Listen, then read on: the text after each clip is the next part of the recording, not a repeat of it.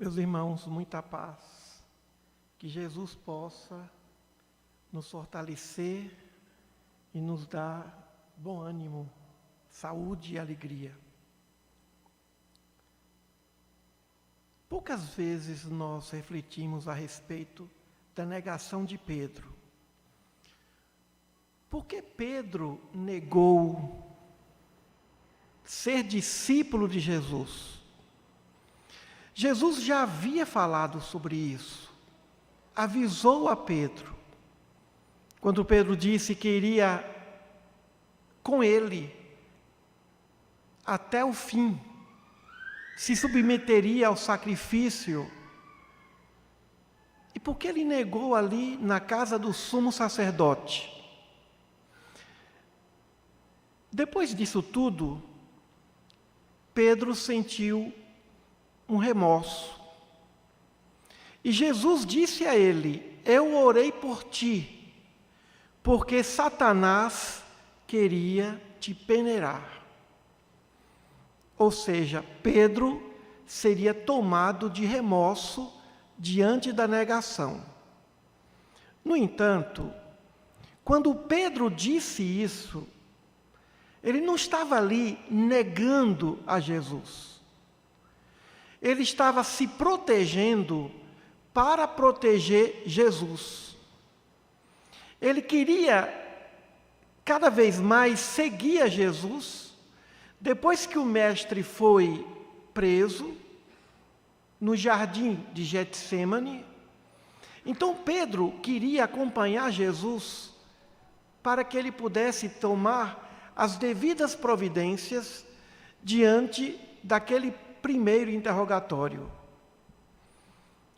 Pedro pensava em buscar em Pilatos, ou até no sumo sacerdote, através de Tiago e João, algum tipo de recurso que pudesse livrá-lo de uma condenação romana, de uma crucificação, já que os judeus não tinham poder para sentenciar a morte, para crucificar.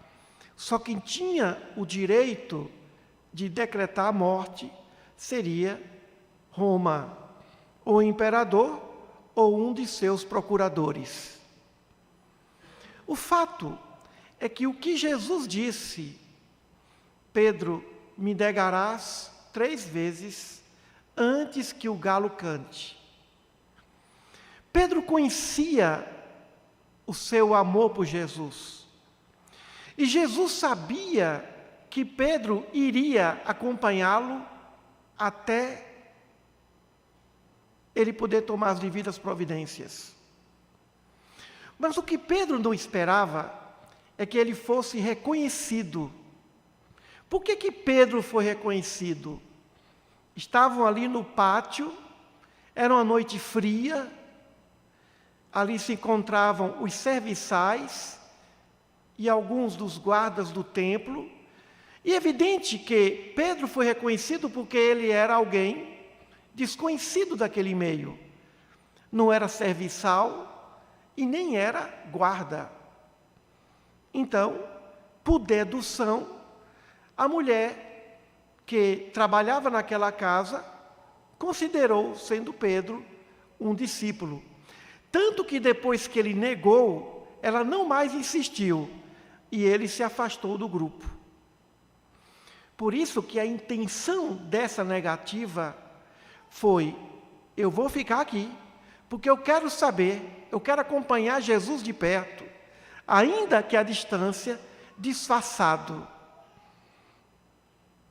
Qualquer um que amasse verdadeiramente Jesus e estivesse na condição de Pedro, não negaria, ou melhor, negaria. Porque se ele não negasse, ele pensou: eu vou ser preso. E se eu for preso, aqui se encontram guardas, soldados, eu não vou ter como ajudar Jesus. Articular. Pedro era um líder. E ele queria articular para que Jesus não fosse sentenciado. E ele fez isso. Tanto que a mulher de Pilatos avisou ao marido para que ele tomasse cuidado com aquele julgamento. Não se meta com esse homem. Tome cuidado com esse homem, porque não é um criminoso. Quando um dos filhos de Pilatos havia sido curado por Jesus. Então a mulher de Pilatos era alguém que sentiu de perto a cura de Jesus. Então aquele momento era um momento grave, e Pedro usou de estratégia para não ser preso, para poder articular a sua soltura. Por isso Pedro negou Jesus. Mas o ponto não é esse. A questão não é essa. Porque depois ele viu que essa negativa não levou em nada. Jesus foi sentenciado à morte. Na verdade, Jesus foi assassinado. Ele não passou por um julgamento romano segundo os trâmites do direito romano. Jesus não passou por todo o processo do direito romano. Muito bem. O que nós verificamos é uma outra questão. É a questão da verdade e da mentira.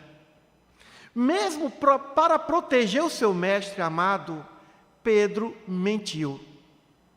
Eu queria solicitar que ligasse as luzes do salão. O fato é que Pedro mentiu. Será que se deve mentir para fazer o bem? Porque a intenção de Pedro foi fazer o bem. Será que Pedro deveria ter mentido? Porque ele mentiu. Ah, mas a intenção foi a melhor possível. Foi a melhor possível, e isso já justifica a sua negação. Mas a censura de Jesus não estava na intenção de Pedro, estava no fato de ele ter que mentir, inclusive para salvá-lo. Obrigado.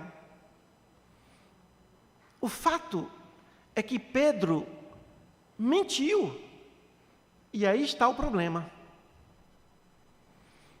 Deve alguém mentir para salvar? Deve alguém mentir para evitar uma guerra? Deve alguém mentir para evitar um assassinato? Deve alguém mentir para evitar uma tragédia?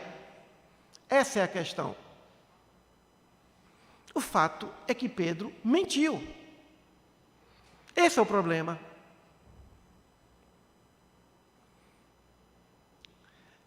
Depois disso tudo, já em Atos dos Apóstolos, Pedro não mente em momento algum. Quando Roma perseguiu os cristãos, e ao encontrar os discípulos e os apóstolos, questionando onde eles se encontrariam, alguém sempre dizia: ele deve estar com Jesus. Onde se encontra fulano, Beltrano? Ele deve estar com Jesus. Portanto, a mentira não estava ali em Atos dos Apóstolos. E quando alguém mente, alguém está ferindo uma lei. A lei que diz que nada há de oculto que não venha a ser revelado. E como viver num mundo de falsidades, num mundo de hipocrisias, num mundo de estratégias, de sofismas, sem mentir? Se Pedro dissesse que era discípulo de Jesus, ele não seria preso, mas ele seria expulso daquela casa. Mas ele não queria ser expulso daquela casa, ele queria espionar. Ele queria saber qual seria o destino de Jesus depois daquela primeira entrevista com o sumo sacerdote. E aí nós nos deparamos diante das nossas realidades. Mentir ou não mentir, se for para salvar? O marido pergunta à mulher, ou a mulher pergunta ao marido: marido, você já me traiu? Aí o marido pensa: eu vou dizer que não, porque senão meu casamento vai ser deteriorado, ou pode chegar ao fim. A sogra pergunta à nora: você me ama? Ou a sogra pergunta ao genro. Muitas vezes não acontece isso, essa afinidade entre genro, nora, sogro ou sogra. O que dizer? Diante das perguntas complexas, desafiadoras, falar ou não falar? Mentir ou não mentir? Ser verdadeiro ou não ser verdadeiro? A regra número 1 é nunca mentir. Mas a regra número 2 é verificar se o outro suporta a verdade. Porque tem verdade que mata. Tem verdade que pode levar o outro ao desespero. Tem verdade que pode gerar uma tragédia. Então, diante da mentira e da verdade, a mentirinha caridosa não se justifica em tempo algum. Mentir, nunca. Mas aí vemos, o outro suporta a verdade? Não. Então o que faz? Não fale a verdade, mas também não minta. Omita. Eu não vou dizer a verdade, porque se eu disser a verdade, isso pode causar uma tragédia. Não se justifica. Jesus censurou a mentira. Seja o vosso falar sim, sim, não, não. E em algum momento ele critica a mentira e diz que Satanás é o pai da mentira. Ou seja, a mentira vem dos lábios de um espírito inferior. Mas o espírito superior nos diz todas as verdades que merecemos ouvir? Não. Não suportaríamos. O próprio mestre buscou parábolas, porque aquele povo não entenderia o que seria reino dos céus. Então buscou parábolas e avisou que a doutrina espírita surgiria, o Paracleto, o Consolador, para dizer a verdade. Mas o Espiritismo, que nos leva ao conhecimento de tantas verdades, nos esclarece todas as verdades? Não. Vamos ver? Por que que ela é a sua mãe e ele é seu pai? Nenhuma religião explica isso. Nada explica por que que você reencarnou aqui e não no centro-oeste da China. Essa verdade existe, mas não está em nosso plano. O véu do esquecimento é uma ocultação, é uma omissão de uma verdade do passado do que nós fomos. Estaria Deus mentindo através da reencarnação? Não. E por que nós não nos lembramos de afetos ou desafetos, de amizades ou de inimizades, de priscas eras, de outras vidas?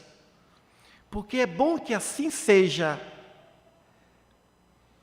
A lei da reencarnação não oculta, ou melhor, não expõe a mentira, mas oculta a verdade. Ocultar a verdade não é mentir. Então, o que é necessário para que o indivíduo nunca minta? Primeiro, que ele pense antes de responder. Que ele pense antes de falar alguma coisa. É necessário até um alto grau de inteligência. Dizer só a mentira não é para qualquer um. Ou dizer só a verdade não é para qualquer um. O indivíduo, para viver o tempo todo dizendo a verdade, falando a verdade, de um modo que não venha ferir e nunca mentir, Viver sem nunca mentir exige um alto grau de inteligência, não só de inteligência racional, mas de inteligência moral. E também de inteligência emocional. Saber conviver com as pessoas, saber conviver com as diferenças. A regra número 1 é não mentir. Agora, o que fazer com a verdade? Nunca abrir a boca para mentir.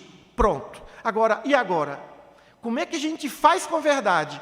O que é que a gente faz com a verdade? Já que a verdade ela é imbatível, não podemos contra a verdade. Nada pode contra a verdade. E a verdade é a única condição do indivíduo se libertar do seu grau de evolução para um grau de evolução superior.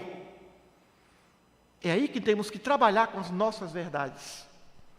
Até porque as nossas verdades podem não ser a verdade universal, a verdade completa. Talvez seja a sua verdade, e a fidelidade da consciência consiste em ser fiel à sua verdade. E o que é a sua verdade? É a verdade da sua, preconizada por sua consciência. A sua verdade, a minha verdade, é a verdade que a consciência nossa diz, isso é verdade. Então, quando se mente, nós estamos traindo as nossas consciências. A mentira é uma grande traição à consciência. Mas a consciência também não aceita que se diga toda a verdade. Não dá para falar toda a verdade.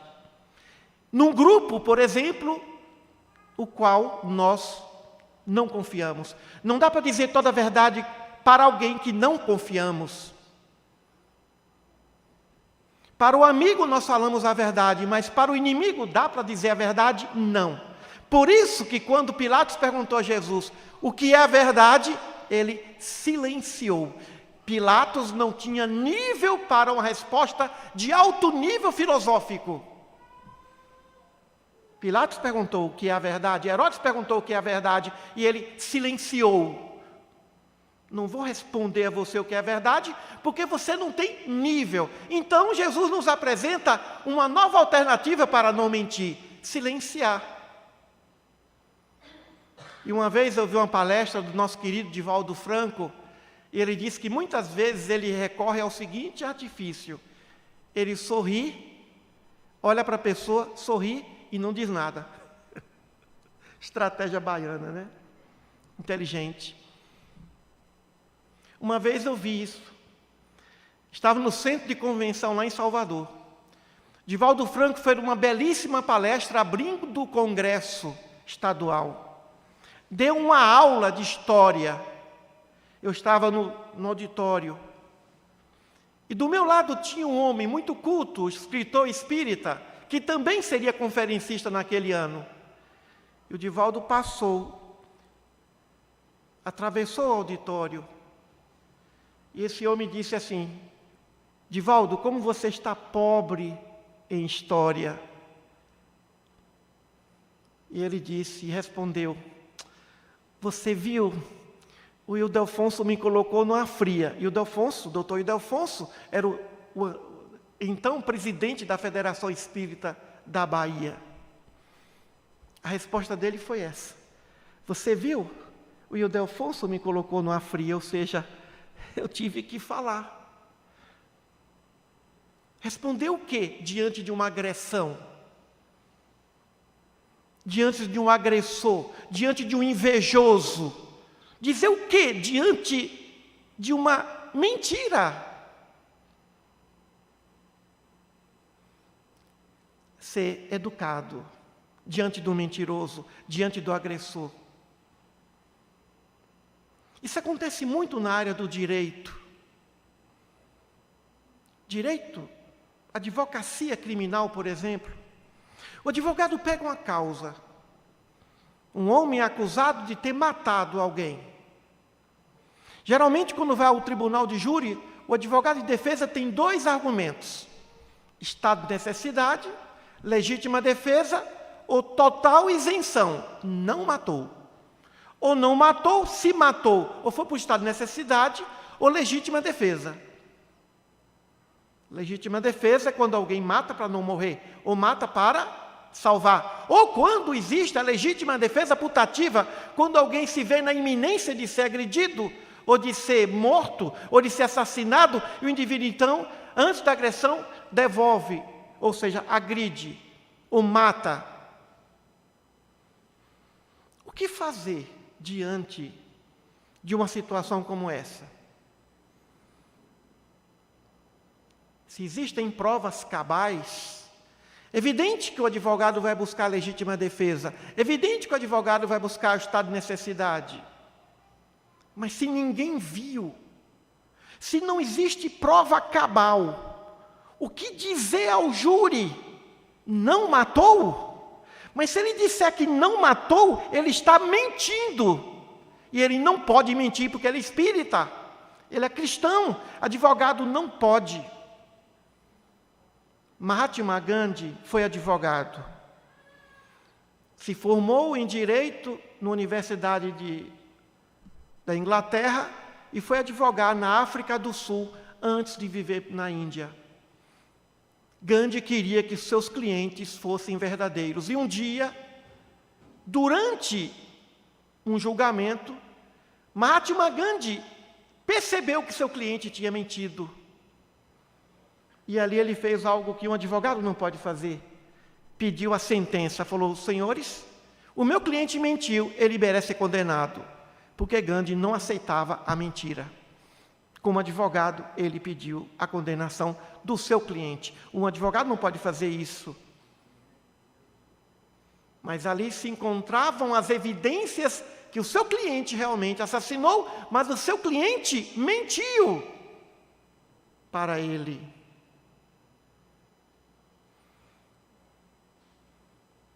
Existem duas coisas que nos desafiam o verbo: falar apenas a verdade na dosagem certa, ou não ser maledicente. Não ser maledicente, não injuriar, não difamar, não caluniar, não causar qualquer dano moral ou material através da palavra. Nem para salvar se pode mentir. E o nosso querido Divaldo Franco sempre falava, ele sempre gosta daquela passagem de Joana de Cusa, quando o seu filho ali se encontrava, ele e ela, sua mãe, Joana, no circo de Roma. E para escapar de uma condenação, a pessoa tinha que negar Jesus. E o filho dizia: abjura minha mãe, porque eu não sou cristão. E ela respondeu ao filho, segundo a mediunidade de Divaldo: meu filho, Jesus não tinha nada do que se penitenciar e foi morto, assassinado. Nós somos pecadores. Ou seja, eu não vou mentir para salvar você. Eu não vou negar Jesus para salvar você. Preferiu a morte do filho a mentir, a negar a sua fé. Mas alguém poderia dizer: não, mas ela negaria ali, salvaria a sua vida e depois prosseguiria com a sua fé. Mas se nós pensarmos muito bem, é melhor morrer dizendo a verdade, ou morrer sem dizer mentiras. É preferível morrer do que mentir.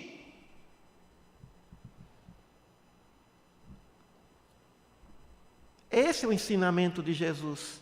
É melhor morrer do que mentir.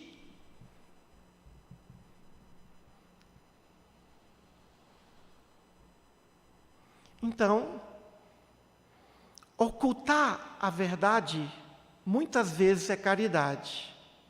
Mentir nunca é caridade. Porque um dia a mentira vai ser descoberta. O problema da negação de Pedro, embora a sua intenção foi a melhor possível, E qualquer discípulo que amasse Jesus faria o mesmo. Mas o problema é que ele mentiu. O problema foi mais grave. A questão não é porque ele negou que conhecia Jesus. O problema é que ele mentiu, mesmo para salvar. Não se deve mentir nem para salvar o seu amado mestre, o seu amado filho, o seu ente querido. Mentir nunca. E para isso nós necessitamos de quê, meus irmãos? Muita vigilância espiritual. Eu me lembro quando meus filhos eram garotinhos, muitas vezes o telefone tocava e eu tinha vontade de dizer assim: se for para mim, diga que eu não estou, agora não, estou escrevendo. Assim que inventaram um Bina, eu comprei o Bina lá em casa. Até hoje tem Bina, o telefone não toca, ele toca, mas ninguém ouve. E depois a gente vê quem ligou, para evitar que meus filhos dissessem: meu pai não está aqui, minha mãe não está aqui. Ou então, como o Vinícius era muito verdadeiro, dizia assim: meu pai mandou dizer que não está aqui. Então, meus irmãos, precisamos fazer um exercício diário com as nossas palavras. Muitas vezes, o olhar diz o que a boca cala, o que o verbo cala. As lágrimas, a postura. Tenhamos cuidado em fazer certas perguntas aos nossos irmãos. Porque às vezes nós forçamos que o irmão diga uma verdade que nós não suportamos ouvir. Uma vez uma aluna minha falou: professor, eu traí meu marido, devo contar para ele? Eu falei: não. E se ele me perguntar, aí vamos pensar o caso. Ele viajou e ela teve um envolvimento com alguém. Porque se você contar, você tem 3 filhos com ele, na hora ele pode até perdoar, dizer que perdoa, mas depois ele nunca vai aceitar. E aí vem o problema. Se você disser ao seu marido que você traiu, você está condenando o seu relacionamento, porque acabou a confiança. Então eu digo a você o que Jesus disse para aquela mulher adúltera: vai e não peques mais. Isso é o que importa. Vá e não peques mais. E aí eu disse a ela: ninguém trai ninguém. O indivíduo se trai. E se ele me perguntar, é melhor que você diga a ele: essa resposta nunca te darei. Porque você não deve fazer essa pergunta para mim. Agora, se você perceber que o outro suporta a verdade, aí você diga. Agora, cuidado, não entre nos detalhes. Não precisa detalhar o mal que a gente pratica contra alguém. O ideal é: vá e não peques mais. O exercício de sermos sinceros conosco. Para não mentirmos, precisamos não mentir para nós mesmos. Como nós vivemos, às vezes, mentiras, ilusões. De ilusão também se vive, e vive mal. E quando a ilusão se desfaz, surge a depressão. A depressão sempre vem de alguma desilusão, de alguma mentira que foi considerada como verdade. E a mentira pensada, vivenciada, falada 1000 vezes, vira verdade, de tal maneira que passa no polígrafo. Há mentirosos que vencem qualquer polígrafo, não alteram os batimentos. Eu digo para meus alunos que eu sou um mentiroso perfeito. Eu falo e meus alunos, eu conto uma mentira, as pessoas aceitam, as pessoas consideram. eu já fui ator, eu tenho noção, por exemplo, de teatro. Uma pessoa que sabe mentir, que fez teatro. Tem gente que ganha até o Oscar da mentira, o melhor mentiroso do ano, quem mais mentiu naquele filme. Mas ali ele está representando uma história. Então tem pessoas que mentem com facilidade.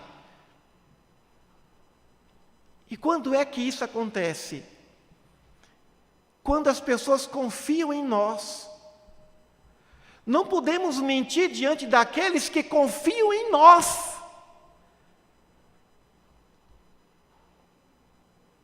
Depois que Jesus saiu desse mundo, os seus discípulos nunca mentiram. E muitos deles falavam toda a verdade.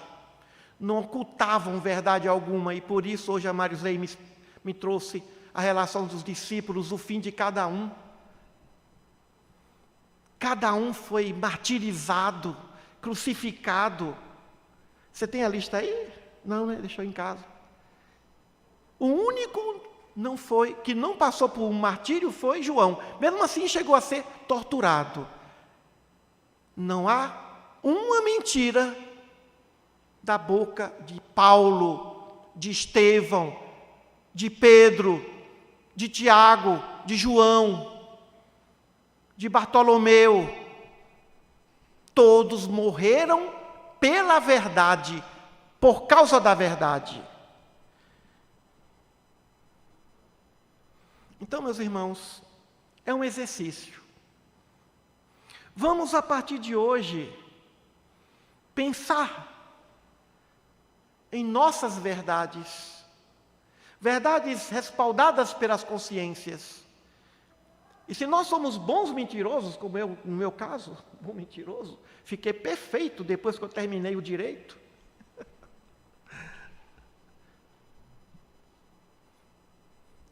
E eu cansei das mentiras. A mentira também cansa. Chega uma hora que a mentira cansa.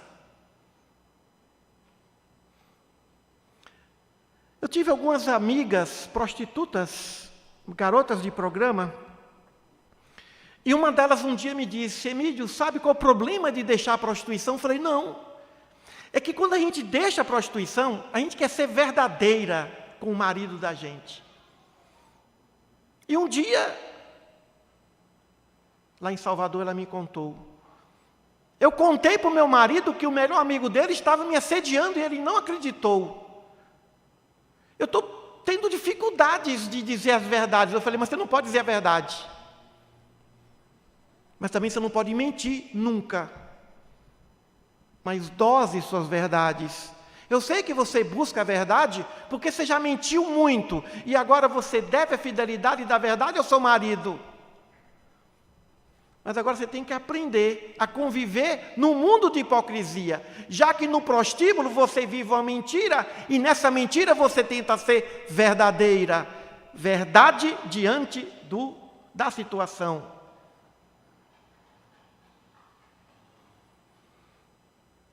Quando ela disse aquilo que para deixar a prostituição tinha dificuldade, porque tinha dificuldade de falar a verdade, eu aprendi essa lição. Falei: nossa, que coisa, que dificuldade de viver dizendo a verdade. Mas se nós somos forçados a dizer a verdade, meus irmãos, vamos dizer com educação. Por exemplo, sou professor. Ali tem alguns alunos com problemas, mentirosos, alunos de todo tipo. De criminosos a anjos.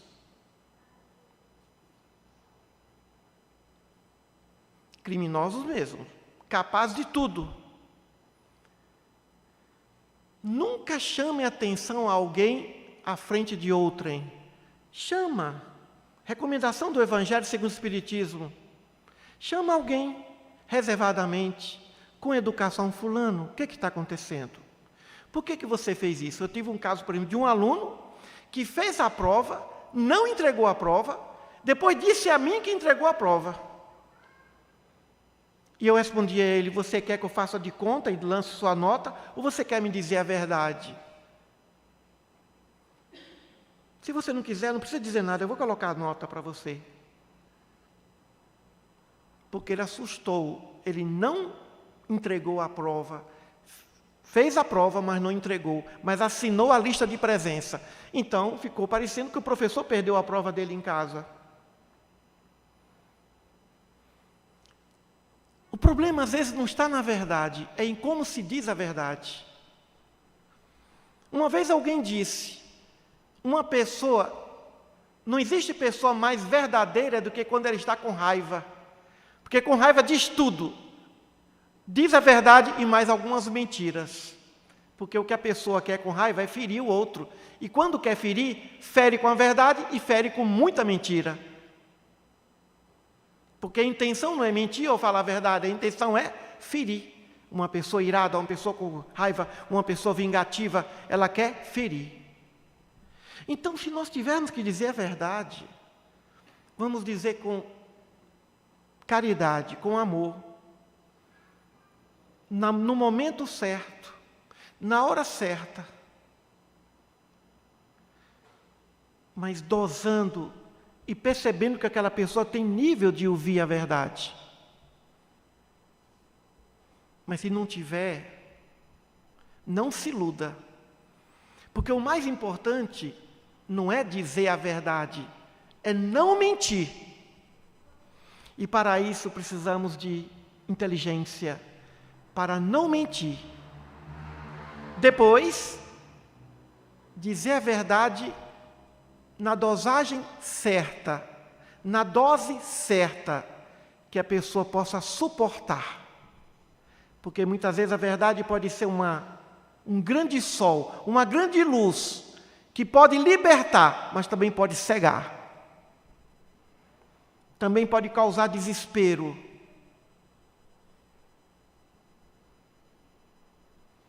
Quantas vezes a gente diz a verdade e a verdade dói? Quantas verdades eu já disse aqui, nesse centro espírita? E causei preocupação na diretoria, na presidência. A verdade mata. O Evangelho mata. Quem disse isso foi Pietro Baldi. Cuidado, o Evangelho mata. Porque o seguidor do Cristo é um fiel da verdade. Nunca entra na mentira. Peguei um táxi ontem e o taxista falou: nossa, mas tem muito advogado, não é, doutor? Eu falei: não, está enganado. Está faltando advogado, está faltando médico, está faltando profissional do mercado. Você que está pensando que tem muito concorrente, não tem. Você está pensando que tem muito taxista? Não tem. Mas como, doutor? Me explica. Eu vou te explicar. Está faltando advogado que diga a verdade para o seu cliente. Ele chega e fala: doutor, eu tenho direito, fui funcionária doméstica. Aí o advogado aumenta a mentira dela e diz: não, você tem direito a 500 mil reais. Ela sai dali já pensando, ganhando na loteria. O que é que eu vou fazer com esses 500 mil? Depois ela descobre que nem 500 reais ela tem direito. Então, meus irmãos, está faltando advogado verdadeiro, médicos de confiança, psicólogos de confiança, profissionais de confiança. Qual é o profissional de confiança? É aquele que não mente.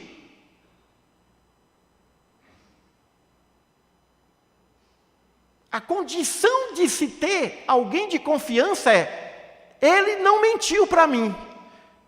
Sai do consultório, só tem 6 meses de vida, câncer, quase em estado terminal. O médico vai dizer o que para ele? Tome cuidado. Doutor, o que o senhor acha? Eu vivo muito ou pouco? O médico sabe que ele não tem muito tempo, mas o médico não pode dizer isso para ele, porque se ele disser, ele vai sair dali e se atirar do alto do viaduto.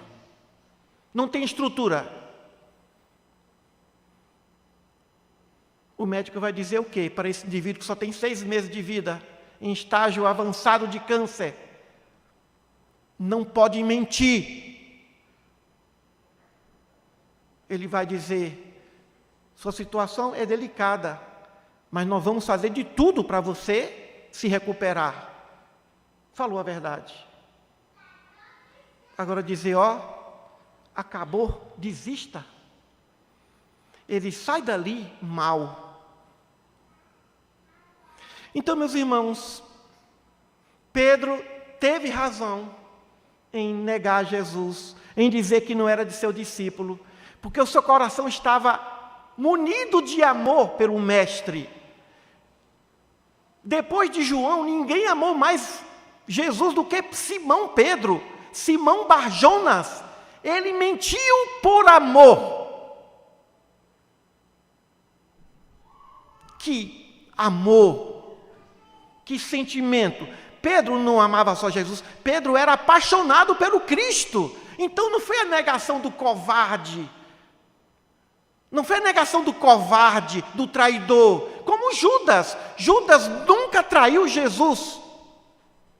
Aí é outra história. Pedro negou porque muito amou Jesus. E quantas vezes nós negamos para proteger os nossos entes queridos, os nossos amados. Mas acima de tudo isso, meus irmãos, temos que ser fiéis à verdade. Fidelidade à verdade, ainda que isso custe a vida dos nossos entes queridos. Muita paz a todos e que nós trabalhemos essas verdades dentro de nós, iniciando conosco. Não nos iludamos, evitemos o auto-engano, analisemos mais os fatos do que as palavras. Analisemos mais os fatos do que as palavras, escritas ou orais. E essa verdade, essa consciência, essa vivência no mundo moral da verdade é que realmente vai nos libertar. Muita paz a todos e até a próxima.